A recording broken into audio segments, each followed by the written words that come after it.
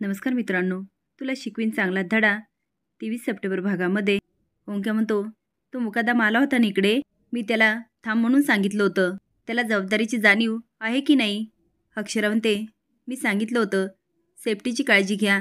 अधिपती, मी तुम्हालाही बोलले होते. ओंक्या म्हणतो, अहो काळजी घेतली होती, सूचना पण दिल्या होत्या. अधिपती म्हणतो, मिरवणूक थांबून मी बोंबललो होतो की, आठवतंय ना, गोंधळ करू नका म्हणून. ओंक्या म्हणतो, पण गोंधळ झालाच.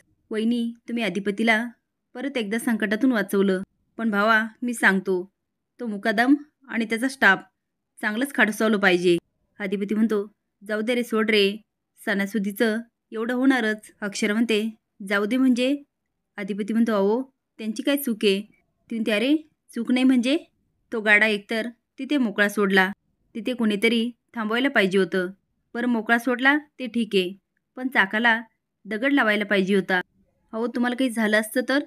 गर्दीमध्ये एवढी माणसं होती, त्यांना काही झालं असतं तर? ओंक्या म्हणतो, वहिनी बरोबर आहे तुमचं.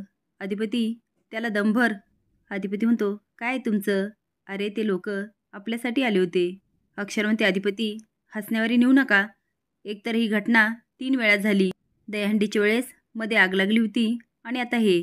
अधिपती म्हणतो, बरं ओंक्या, चल आम्ही निघतो. चारू म्हणते, अजून अधिपती अक्षरा कशी आली नाहीत? चारूस म्हणतो, चारू किती काळजी करते. अगं तिथे खूप गर्दी असते, वेळ तर होणारच ना. आणि पहिले पण अधिपतीची अशीच काळजी करायची. चारू म्हणते, अहो काळजी तर वाटणारच ना. तुम्ही जर अक्षराला फोन करून बघा ना.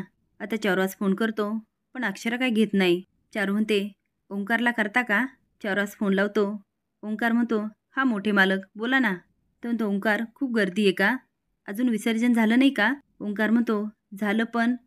चारूस म्हणतो, पण म्हणजे? तो म्हणतो, अधिपतीचा ॲक्सिडेंट होता होता वाचला. तो झालेला प्रकार सांगून म्हणतो, वहिनीने त्याचा जीव वाचवला. चारूस म्हणतो, बापरे, हे भयंकर आहे. अक्षरा आरशात बघून आवरत असते. अधिपती मागे उभा राहतो, तिच्याकडे बघत असतो. ती म्हणते, काय बघता? तो म्हणतो, बायको आहे आमची, आम्ही बघू शकतो. आणि आमचं कपाळ जरा मोठंच आहे नाही? ती म्हणते, का? तो म्हणतो, आम्ही जरा जास्तच भाग्यवान आहे. अक्षरा बोलते, असं का? तो म्हणतो, तुमच्यासारखी बायको, एवढी हुशार, मन मिळावू, समंजस, सगळ्यांचे मन सांभाळणारी अशी गोड बायको मिळाली.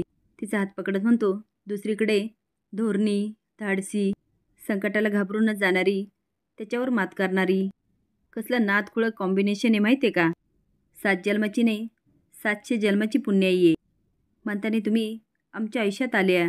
देवाने डायरेक्ट वरून वरदान देऊन टाकलो. कुठली तपश्चर्या न करता घे वाचा, खुश हो आणि हसायला लागतो. पण अक्षरा एकटेक त्याच्याकडे बघत असते. तो आज तर तुम्ही हॅट्रिक केली. ती कसली हॅट्रिक? तो अहो मरणाच्या दारातून तुम्हाला 3दा वाचवलं. अक्षरा म्हणते, अधिपती असा हिशोब ठेवायचा का? अहो प्रेमामध्ये कसला आला हिशोब?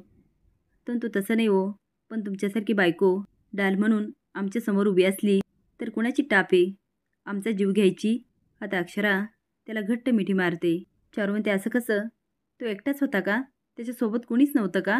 मला सांगा, अधिपती बरा आहे ना? खरं तर आपलंच चुकलं, आपण त्याला सोडून यायलाच नको होतं. आणि ते कुठे येत आता? चारूस म्हणतो, ते निघाले. यवना ते आले पण असतील. ती चला, मला लगेच भेटायचंय. ते आता अधिपतीच्या रूममध्ये येते आणि म्हणते, अधिपती बाळा कसा आहेस तू? आणि हे काय, तुला स्वतःची काळजी नाही घेता येत? मी किती वेळा सांगितलं होतं सेफ्टीकडे लक्ष द्या म्हणून. अधिपती म्हणतो, आम्ही लक्ष दिलं होतं, आम्हासनी कळतंय काय करायचं आणि काय नाही ते. तुम्ही काळजी करू नका. चारू म्हणते, असं कसं? मी शेवटी आई आहे, मला काळजी लागणारच ना. तो आधी पण सांगितलं होतं, आता परत सांगतो, आमची आई फक्त आमची आईसाहेब नाही. म्हणजे तुम्ही आम्हाला जन्म दिला, तुमचे खूप उपकार आहेत. तरी पण तुम्हासनी आम्ही आई नाही म्हणू शकत. तुमचं जे काय नातं असेल ना, हे यांच्याशी, आमच्याशी काहीच नातं नाही. चारूस म्हणतो, तू सांगायची गरज नाही आमचं काय नातं आहे आणि काळजी करायची की नाही करायची. अरे ती आई आहे, आता तरी मान्य कर. अधिपती म्हणतो, झालं यांचं सुरू. मी परत एकदा सांगतो, तुम्ही आमच्या कुणीच नाही. अक्षरा म्हणते, अधिपती कसं बोलताय तुम्ही? अधिपती म्हणतो, माफ करा, पण आम्हासनी तेच तेच परत बोलायला लावू नका. चारू म्हणते, काय चाललं रे तुझं? आणि मी आई नाही हे सांगणारा तू कोण? ऐकून घेते म्हणून वाटेल तसं बोलशील का? आणि काय रे, त्यावेळेस मी माझ्या वडिलांना भेटायला गेले, माझा ॲक्सिडेंट झाला, यामध्ये माझी चूक आहे का? चारू बोलत असते आणि अधिपती फक्त बघत राहतो. इकडे चंची फोनवर म्हणते, ए रम्या, तुला जमलं नाही हे मान्य कर. मी त्या मास्तरडीला अडून माझं काम पूर्ण केलं होतं, पण तुझं नशीब पण आमच्यासारखंच आहे गळकं. साधं तुला त्या अधिपतीला मारता आलं नाही. आता तरी मान्य कर, तू काही कामाचा नाही. तेवढी तावातावाने ओरडत असते तेवढ्यात दुर्गी येते, तिच्या डोक्यात मारते आणि म्हणते, चंचे डोक्यावर पडलीस की काय? अगं केवढ्याने बोलते, बाहेरपर्यंत सगळं ऐकू येतंय. हे बघ चंचे, आता तरी सांगते सुधार, नाहीतर ह्या घरातून आपली साकलपट्टी होईल. चारू अधिपतीला म्हणते, एवढ्या वर्षानंतर माझी याददाश्त परत आली आणि मला सगळ्यात पहिले भेटायचं होतं ते तुला. माझा मुलगा, माझा अधिपती, तो मला स्वीकारणार नाही हा विचारसुद्धा माझ्या मनात आला नाही. अरे खरी मीच तुझी आई आहे ना? सांग ना, माझं काय चुकलं? अधिपती चिडून म्हणतो, ओ चूक बरोबर न्याय निवाडा. मला काही करायचंच नाही. ओ मॅडम, तुमच्याशी मला बोलायचंच नाही. चारू म्हणते, का नाही बोलायचं? आणि का रे, तू मला मॅडम का म्हणतोस? आई आहे मी तुझी, आई म्हण की. आई म्हणायला त्रास होतो का? आणि मला उत्तर दे ना, माझं काय चुकलं? अधिपती म्हणतो, सगळी उत्तरं मी तुम्हाला आधीच दिली आणि तुमच्या प्रश्नाची उत्तर द्यायला मी काय बांधील नाही. अक्षरा ओढत म्हणते, अधिपती तुम्ही काय बोलताय? अधिपती म्हणतो, तू मध्ये पडू नका, तू मध्ये पडू नका. ती ते अहो काय बोलतायत ते? ती म्हणते, अक्षरा कुणीही मध्ये पडू नका. ओढत म्हणते, खूप ऐकून घेतलं मी त्याचं, आता मी बोलणार आहे. बोल ना अधिपती, काय चुकलं माझं? तुझ्याकडं उत्तर आहे, पण मी सांगते, त्या भुवनेश्वरीचं ओझं तुझ्या मनावर आहे. भुवनेश्वरी माझ्यासारख्या दिसत होत्या म्हणून तू त्यांना आई मानलंस. त्यांनी तुला सांभाळलं, लहानाचा मोठा केला. ती बरंच काही कौतुक करत म्हणते, मी असते तर हेच केलं असतं ना?